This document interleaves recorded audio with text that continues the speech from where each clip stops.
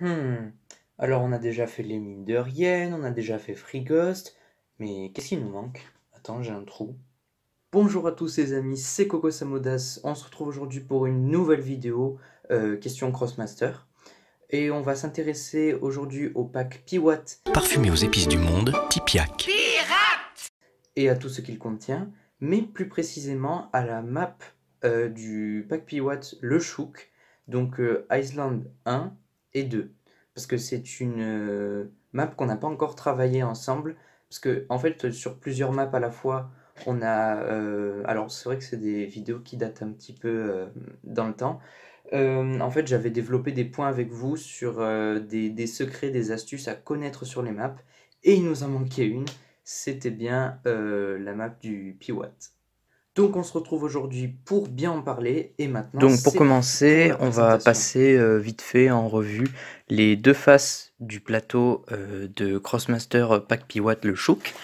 Donc la première face, donc c'est Island 1. En fait c'est une map composée de petits carrés de sable et un peu de pierre avec un courant d'eau au milieu, style une petite rivière, où les bateaux peuvent circuler dans un même sens. Voilà, tout simplement, de l'eau parcourt plutôt le centre, on va dire. Et on a la deuxième phase du plateau, donc Iceland 2, où là on est plus dans une atmosphère du type grotte. On voit deux têtes de mort en pierre superbement bien faites. L'atmosphère est assez sombre, puis on peut voir des petits accessoires de pirates ainsi que des épaves de navires échoués. Donc voilà, je vais vous présenter maintenant ce qu'on peut y trouver dedans. Donc concernant les éléments de décor, il y en a trois différents sur cette map. Donc on commence par le premier tout de suite, donc c'est le rocher. C'est totalement l'équivalent du buisson dans les versions de base de Crossmaster. Donc, pour les joueurs de Crossmaster, vous faut vous référer aux règles des buissons, c'est exactement pareil. Et pour ceux qui connaissent un peu moins, en fait, le rocher, c'est un obstacle donc, qui gêne la trajectoire à pied des Crossmasters, mais qui ne gêne en aucun cas la ligne de vue, euh, pour ce qui est des attaques à distance, tout simplement. Donc le deuxième type de décor qu'on trouve, c'est le cocotier. Donc le cocotier, toujours pour les joueurs de Crossmaster, c'est les mêmes règles que pour l'arbre. Donc ça veut dire que donc il gêne la trajectoire à pied, il gêne aussi les lignes de vue, on peut se cacher grâce à lui. Bref, vous connaissez bien. Et donc le troisième décor qui existe dans ce plateau, c'est le radeau. Alors attention, le radeau, accrochez-vous bien, c'est un petit peu compliqué, mais ça va aller. Donc en fait c'est un décor donc qui est insensible comme les trois autres, il n'y a aucun souci. Et attention, il y a 4 règles indispensables à connaître. C'est parti. Alors donc tout d'abord le radeau, il peut être posé que sur des cases haut. Bon jusque là vous me direz c'est logique. Donc quand une case radeau et placé sur une case haut, ça s'appelle une case radeau. Bon, jusque-là, c'est la nomination des cases.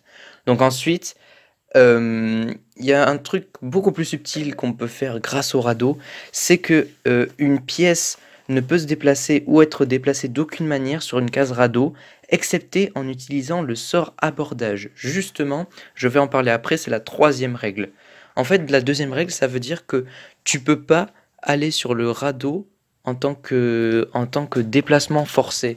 En fait, par exemple, un Crossmaster ne peut pas être déplacé par un autre sur un radeau, tout simplement.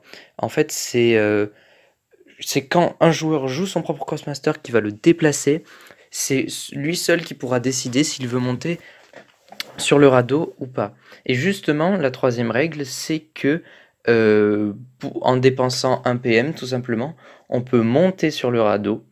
Attention, on peut monter sur le radeau qu'à partir d'une case terre. Ça veut dire que si on veut monter sur un radeau à partir de l'eau, ce sera impossible.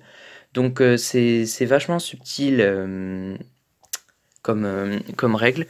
Et enfin, la quatrième règle, c'est que quand on est sur le radeau et qu'on dépense des PM avec un radeau, et bien sûr qu'on continue à se déplacer sur l'eau, eh bien le radeau reste sous nos pieds. Donc en fait c'est nous qui pouvons bouger les radeaux à notre guise sur cette map, et vraiment c'est très très intéressant niveau stratégie. Voilà. Donc maintenant que cette présentation est faite, on peut passer à un petit point astuce avant de se quitter. En fait, sur cette map, c'est vrai qu'il y a des choses quand même qui sont importantes à maîtriser. Donc voilà, les cocotiers, les rochers, c'est comme sur toutes les maps, il faut savoir les utiliser à bon escient, essayer de se mettre derrière des rochers pour échapper par exemple aux attaques au corps à corps et donc prendre de la distance sur les autres. Ensuite les arbres, ben voilà, au niveau des lignes de vue pour les casser, pour se cacher, bon ça paraît anodin sur toutes les maps, enfin c'est comme sur Free Ghost, tu utilises les sapins et les geysers de glace, c'est la même chose. Sur les mines de Rien, et ben du coup les box de TNT, les poteaux, les rochers, les minerais, tout ça. Donc ici, vraiment, le truc très important à savoir maîtriser, vous l'aurez deviné, sans surprise, ce sont les radeaux. Les radeaux, c'est de vrais éléments stratégiques qui peuvent vous permettre de balancer une game en un seul coup. En fait, clairement, les règles qui sont appliquées sur les radeaux, elles permettent vachement de choses. Pour moi, je qualifie le radeau comme un buisson qui bouge. Bon, en réalité, ça dépend de qui le joue comment, mais moi je le dis comme ça parce que c'est vu qu'on ne peut pas déplacer un personnage dessus, on peut l'utiliser alors pour bloquer le personnage, puisqu'il ne peut pas être déplacé dessus. Moi, par exemple, je pense à un perso qui, je pense, est excellent sur cette map. Je ne l'ai pas encore joué sur cette map d'ailleurs. C'est Joris Bretter que vous avez vu sur les vidéos précédentes. Lui, il a un pouvoir qui permet de déplacer de deux cases, enfin de repousser un personnage de deux cases. Et si le personnage n'est pas repoussé, il encaisse 2 ou 3 dégâts de plus. Vous vous rendez compte? Enfin, c'est monstrueux. Vu qu'on ne peut pas déplacer un personnage sur un radeau, utilisez Joris Bretter. Vous vous mettez à côté d'un personnage de façon à ce qu'il ne puisse pas rentrer justement sur le radeau et utiliser son pouvoir pour faire des gros dégâts. Là, il y a une notion importante au niveau du placement à prendre en compte. C'est ce que je vous conseille vraiment. Le placement, le placement, le placement. C'est un aspect hyper stratégique qui peut vous faire gagner une game sur une map comme ça. Je pense également à Free Ghost. Il faut bien pouvoir se placer pour utiliser les cubes de glace. À un moment donné, si on voit qu'il y a une brèche qui s'est ouverte, on met un Crossmaster sur un cube de glace, il y en a un autre qui le pousse, il va jusqu'au bout et il taille tout le monde. C'est bon, c'est fini. Donc voilà, les radeaux sont très très importants. C'est aussi comme sur les mines de Rien, les, les wagons. Les wagons qui peuvent être des éléments importants à utiliser. Donc voilà, vraiment, si je pouvais ne donner qu'un seul conseil stratégie pour gagner sur cette map Crossmaster Piwatt, eh bien tout simplement c'est d'utiliser les radeaux à gogo, de bien se placer, de voir à quelle distance on peut attaquer et voir si on peut bloquer tout simplement les personnages pour pouvoir les finir et gagner la partie. Donc voilà les amis, sur ce, la vidéo est terminée. J'espère qu'elle vous aura plu, j'espère qu'elle vous aura permis d'apprendre des choses sur cette map Crossmaster. Je tiens juste à dire une chose, c'est que je suis le premier sur YouTube à faire une vidéo comme ça. Parce que j'ai cherché un petit peu s'il y avait des vidéos qui étaient faites sur la map de Crossmaster. Il y en a une qui est en espagnol, donc pas tout le monde va comprendre. Et puis franchement, je sais pas trop ce qu'il raconte. Je sais pas s'il parle un peu de stratégie, je sais qu'il fait un unboxing, tout ça, bref. Et j'ai vu une deuxième vidéo, mais c'est tout simplement un déballage découverte. Donc moi, c'est vraiment un truc spécial que je veux faire avec vous.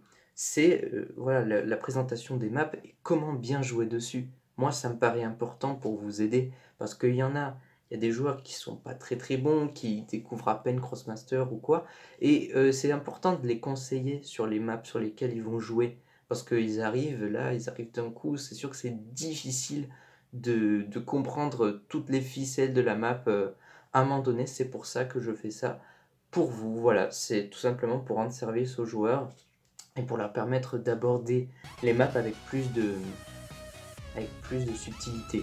Voilà. Donc ça y est, cette vidéo est terminée, j'espère que vous l'avez appréciée. N'hésitez pas à laisser un pouce bleu, à laisser un commentaire et surtout à vous abonner. ça me ferait très plaisir. Sur ce, moi je vous dis à bientôt.